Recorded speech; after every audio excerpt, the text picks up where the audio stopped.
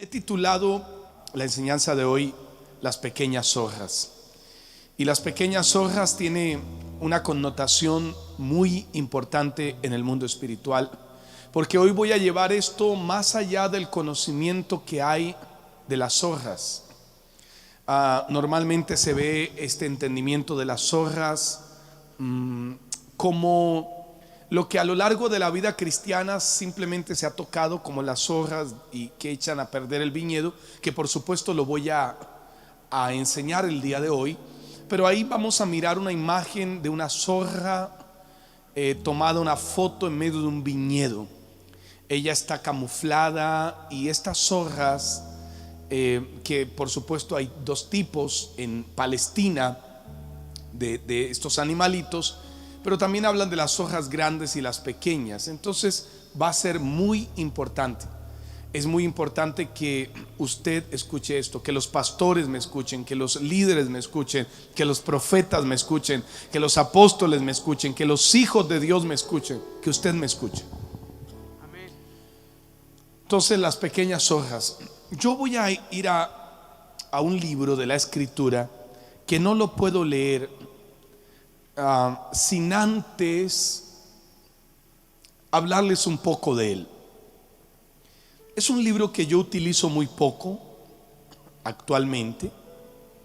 Hace unos 18 años atrás me tomé varios meses en MRAN para enseñar detalladamente este libro desde donde mi óptica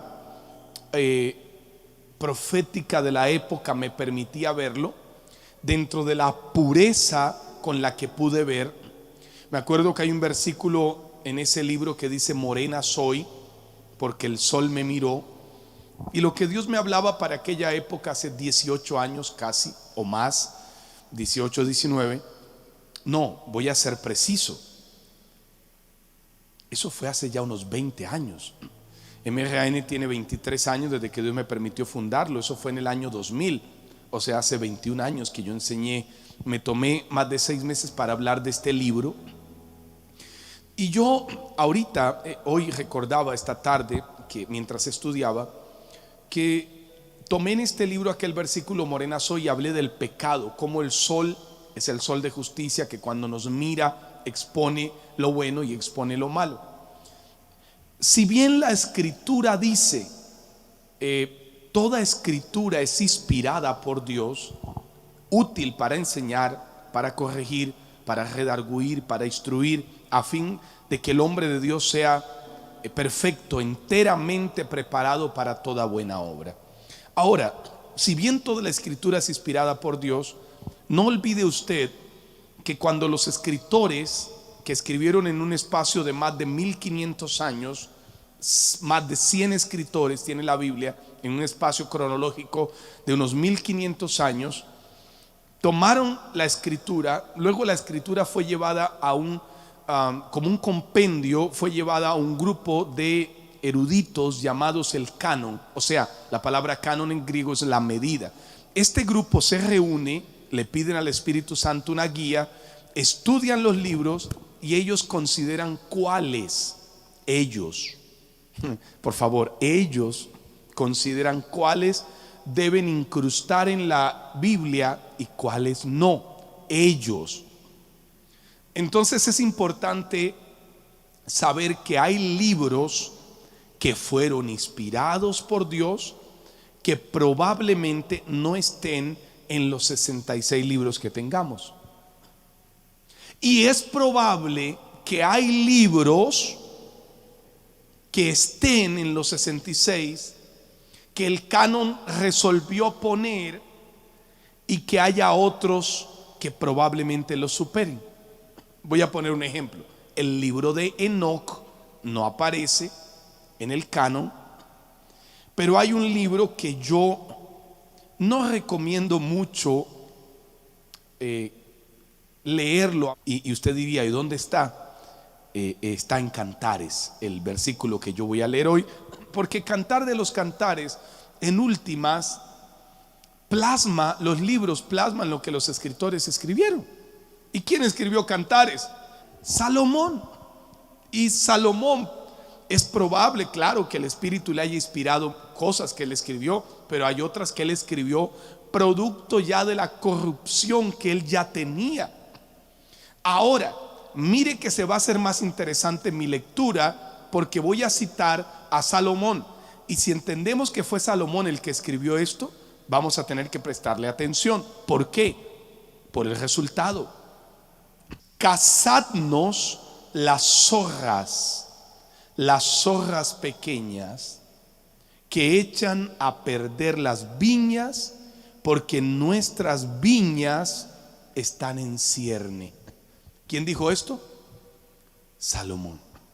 Y ahora que mirábamos la imagen de esta zorra metida en una viña, como con aquella mirada astuta, con estos ojos, yo pienso en Salomón escribiendo, diciendo: cuídense de las zorras pequeñas que echan a perder las viñas, porque las viñas están en cierne. Déjeme poner un panorama claro de lo que es una zorra, una viña y qué es cierne.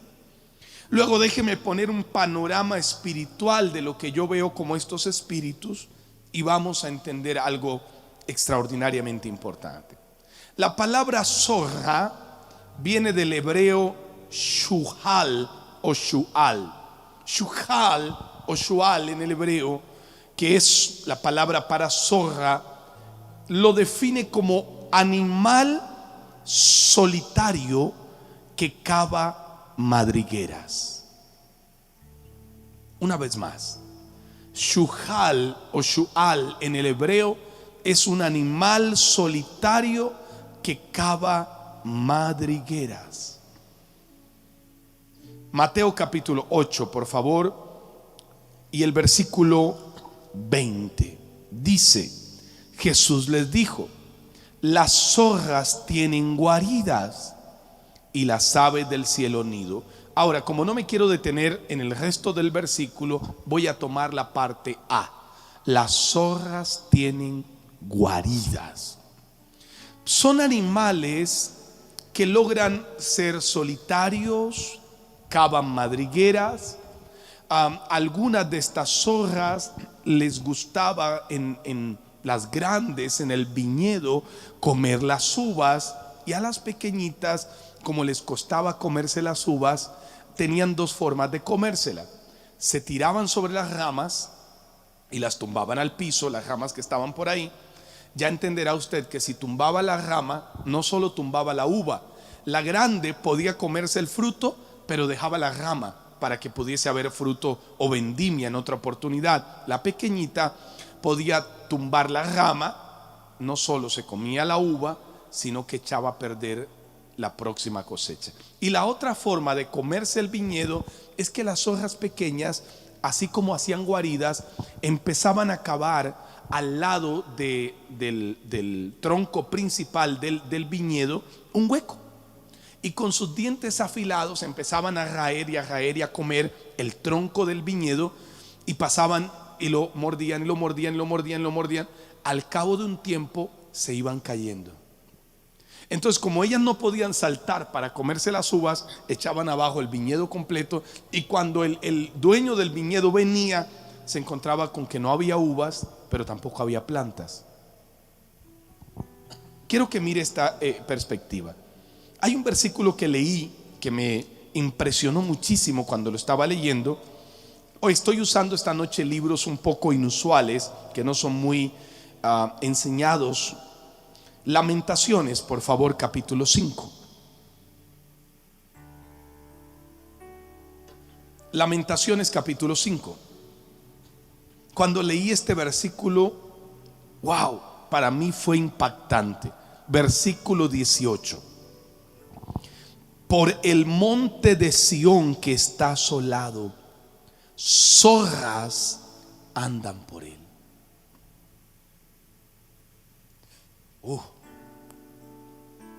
Entonces yo aquí entro a ver a las zorras ya no solo como el animalito, Yo aquí entro a ver a las zorras como un espíritu. ¿Está queriendo usted decir que hay un espíritu que se mueve como zorra? Sí, así como hay espíritus de chacales. Entonces yo estoy viendo aquí a las zorras como un espíritu. Estoy viendo que el monte de Sión había sido asolado y el monte de Sión ahora se encontraba como una guarida lleno de zorras. Quiere decir que los espíritus de depresión, de tristeza, de soledad están marcados por zorras. Cuando usted enfrenta tristeza, depresión, soledad, angustia, sepa que hay un espíritu de zorra que lo está rodeando.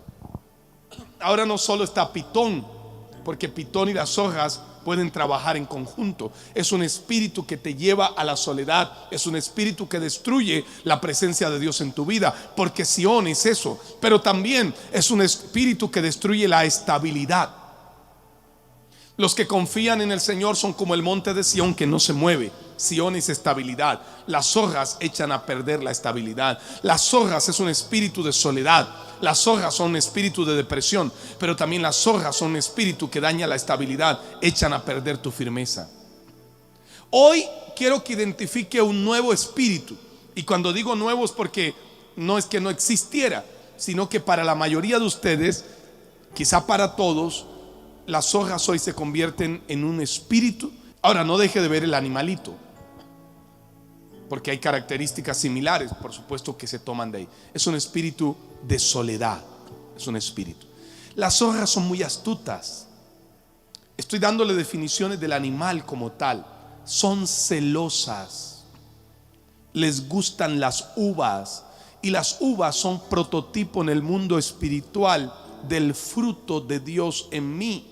Y tiene que ver con que de la uva sale el vino, y proféticamente el vino es el gozo de Dios. Las zorras son los espíritus regentes encargados de arrancar el gozo de Dios del Hijo.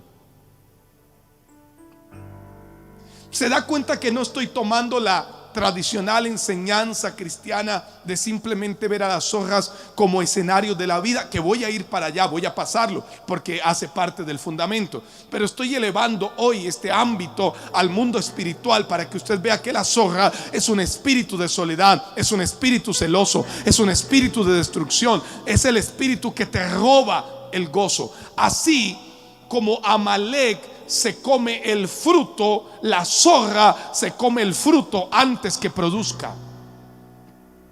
La zorra es el espíritu que te arrebata la posibilidad de disfrutar la bendición. Es el espíritu que te roba el gozo. Estás predicando, eres pastor, eres profeta, eres apóstol y te sientes amargado. ¿Pero por qué? ¿Pero qué me pasa? Pero siento que no lo estoy logrando. Ahora, yo no le digo esto porque yo no lo haya vivido. Yo no estoy aquí parado como soy el gran apóstol que no he enfrentado nada. Por el contrario, creo que el ministerio que puedo llevar por años como pastor, como evangelista, como apóstol, me permite haber vivido cosas en estos 30 años ya casi de ministerio, en los que me puedo parar y decirle: yo he enfrentado momentos en los que he dicho, puedo estar haciéndolo, pero sin disfrutarlo, sin tener el gozo que Dios quiere que tenga. Y este es un espíritu que tenemos que enfrentar, ese espíritu de zorras. Puedes estar desarrollándote como profesional y estar amargado. Puedes estar casado, anhelabas tener tu hogar y ahora estás amargado. Anhelabas un trabajo, lo soñabas, Dios te lo dio y ahora estás amargado. Las zorras es un espíritu que se te come el gozo antes que produzca. Entonces, cuando te sientas así, ya sabes a quién debes atar y destruir: el espíritu de las zorras. Ahora bien, existen dos clases de zorras en la zona de Palestina. Está la zorra leonado y la zorra egipcia.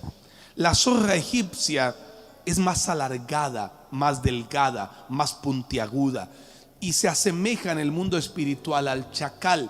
La zorra leonado es más gruesa, un poco más pesada. Y yo le pregunté al espíritu: ¿y por qué estas dos zorras tienen esta característica? Y mire lo que me respondió el Espíritu Santo: la zorra leonado es la figura del falso león. La Biblia dice que Satanás anda como león. Él no es león. Anda como león. Él no es león. La zorra egipcia es más parecida a Jezabel.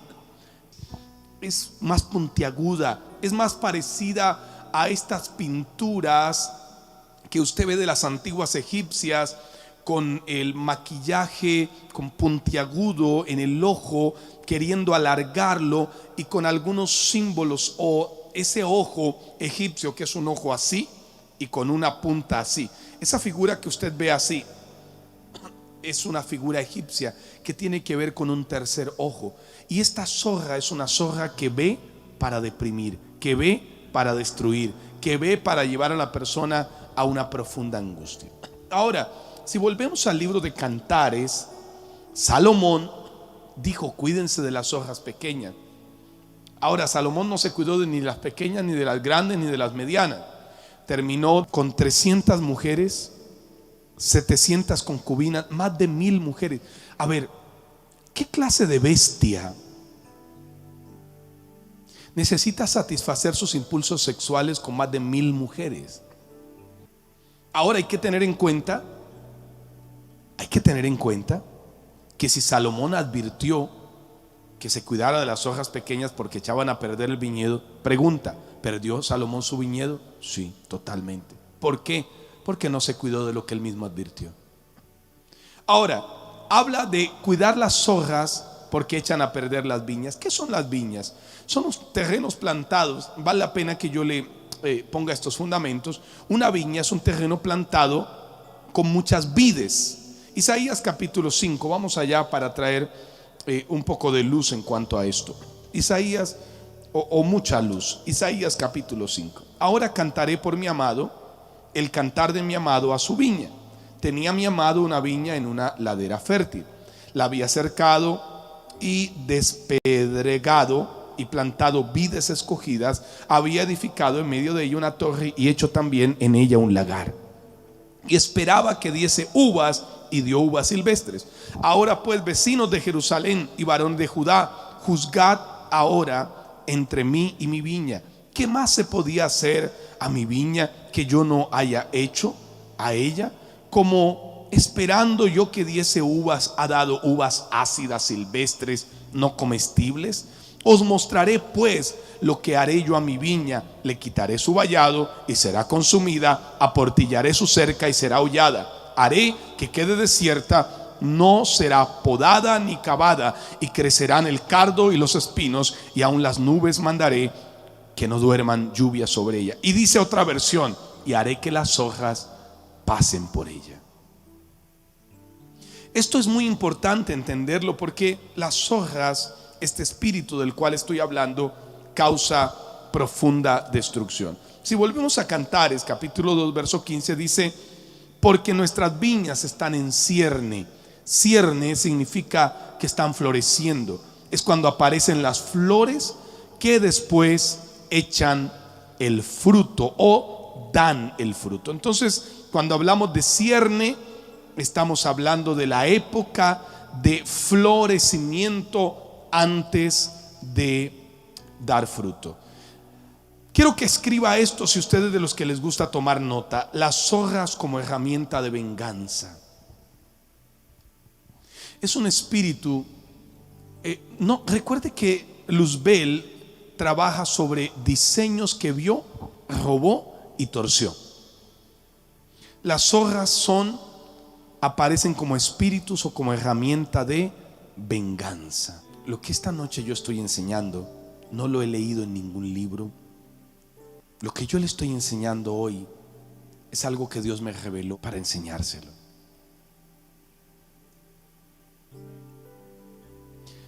Escuche esto: las hojas como herramienta de venganza. Jueces capítulo 15 y versículo 4. Vamos a Jueces. Y fue Sansón y cazó 300 zorras y tomó teas y juntó cola de cola y puso una tea entre cada una de las colas. Recordarán ustedes que así fue como Sansón se vengó. ¿De quién? De los filisteos. ¿Por qué? ¿Alguien recuerda? ¿Alguien recuerda qué fue lo que pasó? por qué Sansón hace esto, por qué él se venga. Pues vamos a mirarlo así, en este aspecto. El capítulo 14 de Jueces tiene un título: Sansón y la mujer filistea de Timnat. Timnat se relaciona con el pecado, con la inmoralidad. Ahora, Sansón está desolado porque la mujer que él había tomado para casarse le fue entregada a el compañero. Esto está en el capítulo 14 y versículo 15 de Jueces, versículo 20, perdón, Jueces 14:20 dice: y la mujer de Sansón fue dada a su compañero. Ahora, Sansón estaba lleno de venganza y cargado de venganza. En el capítulo 15, versículo 4, Sansón toma zorras y las llena de una especie de antorchas y les quema todos los cultivos a los filisteos. Uno ve la estrategia de guerra de Sansón y dice: wow, tomó 300 zorras. Pero ¿por qué tomó zorras? Porque la zorra se presenta como un espíritu de venganza. Hay momentos en los que se siente opresión, producto de gente amargada en contra tuya, que suelta palabras. Un empleado que salió de trabajar contigo, alguien que estaba cerca, una persona que salió de la congregación, una persona que era compañero en la universidad, una relación emocional, y esa persona empieza a soltar brujería, maldición. Son espíritus de zorras y de venganza.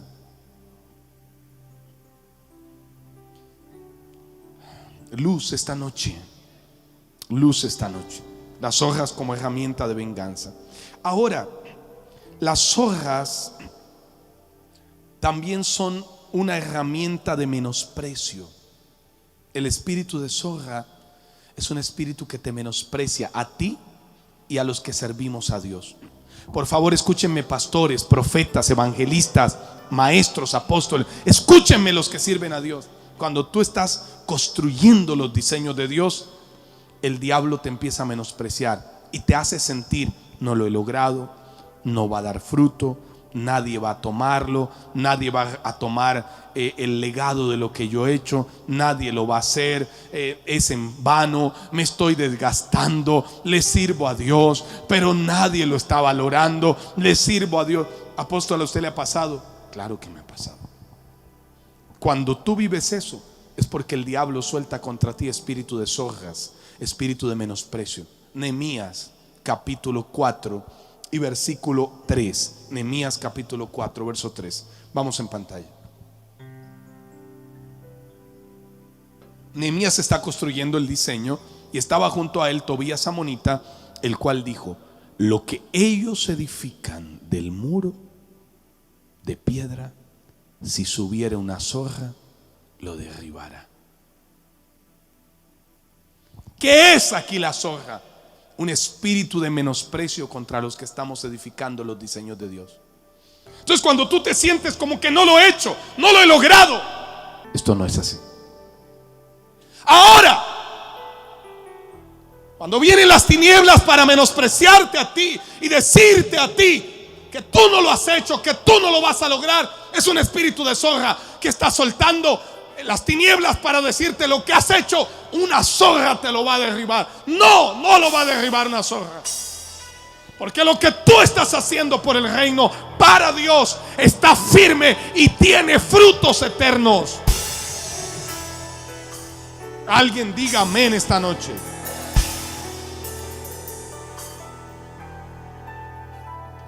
Avanzo. Las zorras como herramienta de venganza, las zorras como menosprecio. Y aquí voy a abrir un paréntesis para hablar de las pequeñas zorras, como la de mi imagen del día de hoy.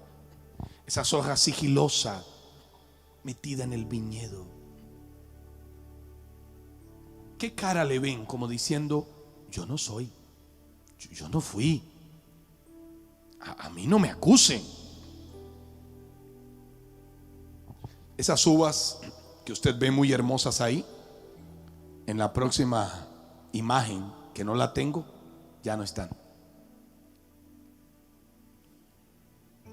Imagínela usted, ya no existen.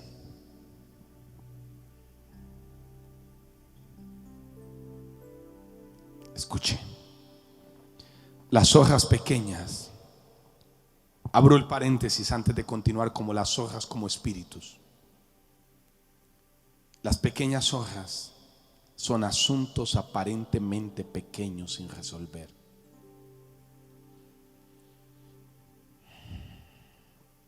¿Cuáles son los asuntos pequeños sin resolver? Podría enumerarle cientos, pero no me alcanzaría la noche. Le voy a mencionar algunos. La mentira. En la medida que tú mientes, tú autorizas a un demonio.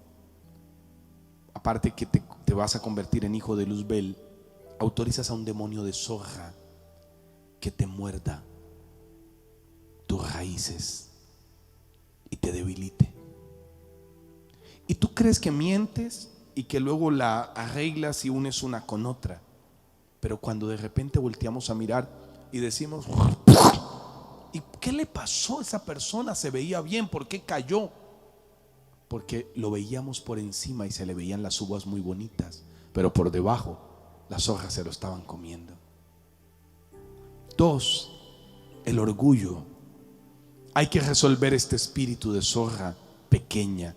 De pronto no es aquello orgullo que se ve mucho, pero internamente hay arrogancia y orgullo. Te sientes superior, ves a alguien y te sientes con la capacidad de decir, de juzgar.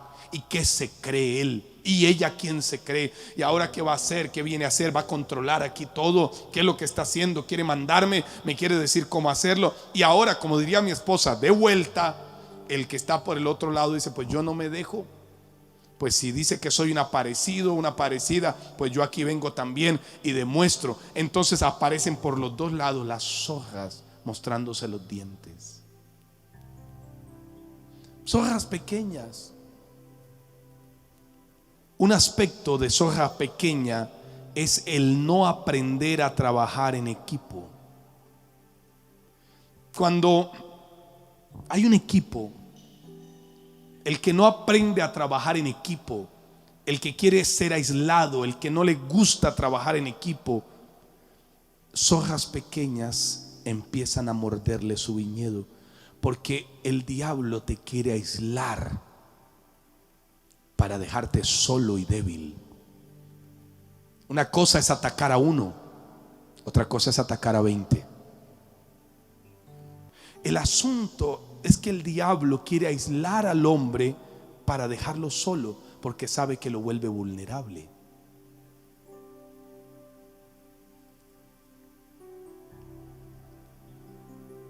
No estamos solos, estamos en un cuerpo.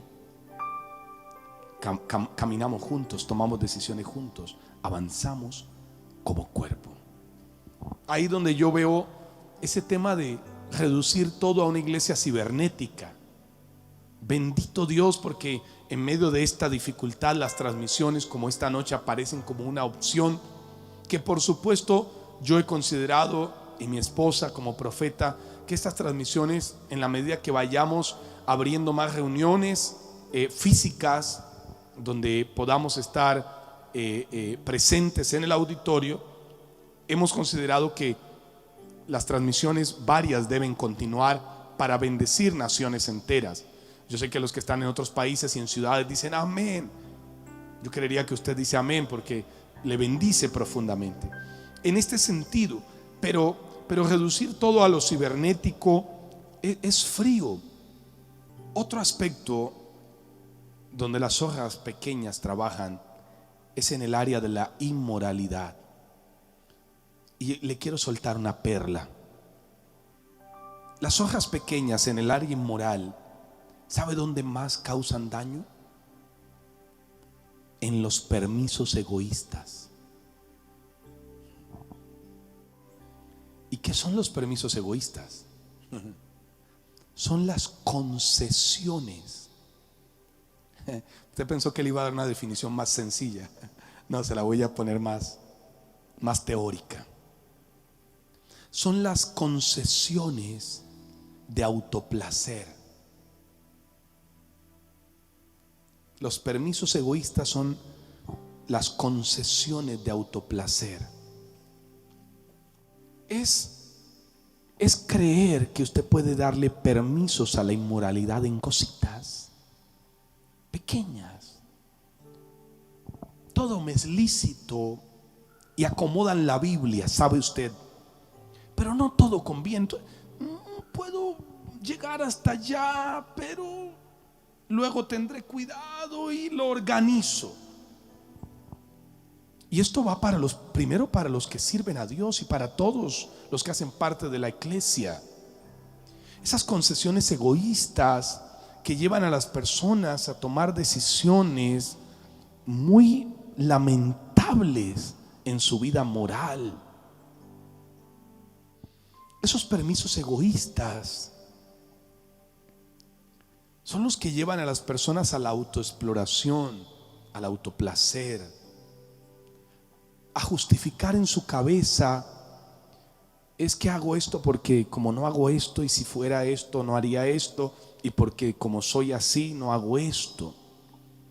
Esa consideración te pueden llevar a hacerle un ídolo a Moloc frente al monte de Jerusalén. ¿Cree usted que Salomón inició pervertidamente siendo el pervertido que era? No. Una mujer. Luego dijo: soy el rey, la ley me permite tener 2 para tener hijos que perpetúen el trono. Le pareció bien, dijo: traigan una tercera. ¿Y por qué no una cuarta? Y llegó a más de 1000. Se pervirtió. La Biblia dice que adoró a Astoret. Salomón hizo tantas cosas sucias que Pablo dice que ni conviene que las pensemos. Yo trato de hablar de lo que considero nos debe ubicar. Entonces, esos permisos egoístas, porque en última la inmoralidad es egoísmo. ¿Sabían eso? ¿Cómo así? Tú eres templo del Espíritu Santo, o sea que vives para alguien que es Dios. Cuando tú comienzas a tener pecados morales, es porque te vuelves egoísta y no le quieres dar tu vida a Dios, sino que te quieres autocomplacer. Esa es la inmoralidad, egoísmo. Hay una zorra pequeña que hay que tener muy en cuenta: el desorden financiero en cuanto a lo que es de Dios. Por ejemplo, te ganaste 100, sabes que 10 son de Dios. No, me gané 100, pero con los 100 estoy planeando reinvertir y estoy planeando comprarme un auto. Entonces, en la próxima, cuando me gane 100, no voy a dar 10, sino que doy 20. Tú no eres el contador de Dios. Tú no eres el revisor fiscal de Dios. No, yo me gasto y después organizo porque puedo hacerlo. Tú no eres el contador de Dios. Si te ganaste 100, sabes que 10 le pertenecen a Dios como básico, porque ahí no están tus ofrendas, ni tus primicias, ni tus votos. Ahí solamente estamos hablando de tu obediencia básica. Entonces esas pequeñas zorras son las que te andan teniendo en una crisis que no sabes cómo tapar y destapar huecos, porque no le has dado el orden a tu viñedo. Y cuando tu viña está en desorden, las zorras se la comen, y se te comen el fruto, se te comen la bendición, se te comen la prosperidad que Dios te quiere dar. Así que pon en orden tu economía.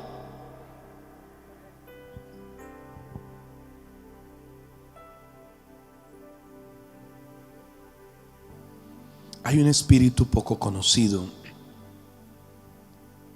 Es el espíritu de Herodes. El espíritu de Herodes es el espíritu del exilio. Cuando Elías fue llevado debajo del enebro por Jezabel, por el espíritu, yo creo que también operó Herodes. Acuérdese que la mujer Herodías fue la que pidió la cabeza de Juan Bautista. Juan Bautista es proféticamente un Elías. Por eso le dijeron: ¿eres tú Elías? ¿Eres tú Elías? No, yo soy una voz que clama en el desierto. Esta mujer pidió la cabeza de Juan Bautista. ¿Por qué? Porque Herodes es el espíritu del exilio, que exilia a los que le quieren servir a Dios y los pone en depresión. Si tú has enfrentado esa depresión, son como los que se van, por ejemplo, para un país, para Estados Unidos, Canadá, sacan una visa de turismo y llegan al país y dicen, buscan la embajada y dicen, necesitamos pedir asilo porque nos estaban amenazando, y se inventan una mentira. Personas que están así, si usted está así en Estados Unidos o en España o en Canadá o en cualquier país y usted pidió asilo mintiendo, usted tiene un pacto con Herodes y lo tiene que romper. Apóstol, ¿y qué hago? Ya llevo años viviendo, construí familia, tengo todo acá, lo dejo todo. No le estoy diciendo eso. Eso sería alguien que ¿qué tendría que hacer? Pedir perdón a Dios, cerrar la puerta de la mentira, porque el asilo es exilio. Se supone que fue exiliado del país, se exilió en otro país porque en el país de donde es nativo tuvo violencia. Y mientras no cierres esa puerta, algún día vivirás violencia. Entonces algunos colombianos se van a Estados Unidos, piden asilo porque se inventan una mentira de que la violencia, y se van a Walmart y terminan en medio de una balacera en Walmart.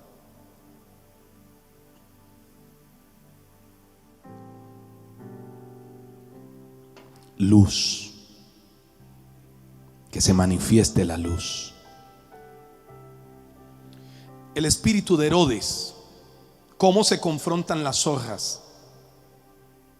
Con el espíritu de Cristo. Esta noche vamos a manifestar a Cristo resucitado. Y mire Lucas capítulo 13, versículo 31. Aquel mismo día llegaron unos fariseos diciendo: sal y vete de aquí. ¿Qué quisieron hacer con Jesús? Lo querían exiliar. ¿Por qué? Porque Herodes te quiere matar. Y les dijo Jesús: id y decidle a aquella zorra. Lo llamó por su nombre en el mundo espiritual. Pudo haber dicho: díganle a esa bestia, a ese chacal, díganle a ese perro, díganle a ese camello, díganle a ese burro. Pero dijo: díganle a esa zorra. ¿Por qué? Algunos dicen: no, porque lo estaba llamando zorra para insultarlo. No, Jesús hablaba en el mundo espiritual. Él vio el espíritu detrás de Herodes. Era el espíritu de la zorra. Díganle a aquella zorra: he aquí, echo fuera demonios, hago curaciones, sano hoy y mañana, y al tercer día termino mi obra. En otras palabras, ¿sabe qué le estaba diciendo? Mis tiempos están en las manos de Dios. El espíritu que anda suelto atemorizando con la muerte es un espíritu de zorra, de exilio. Díganle a ese espíritu que nuestros tiempos están en las manos de Dios, están en las manos de nuestro Padre. Espíritu de zorra, que vienes a exiliar, que vienes a oprimir, que vienes a entristecer, que vienes a deprimir, en el nombre de Cristo te ato y te echo fuera. Espíritu de zorra, sal ahora.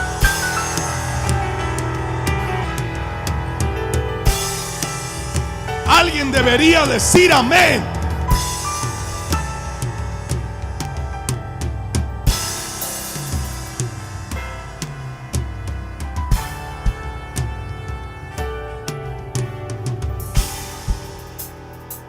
Díganle a esa zorra que el reino de mi Padre no se detiene. Díganle a esa zorra que los milagros siguen. Díganle a esa zorra que Dios sigue siendo Dios.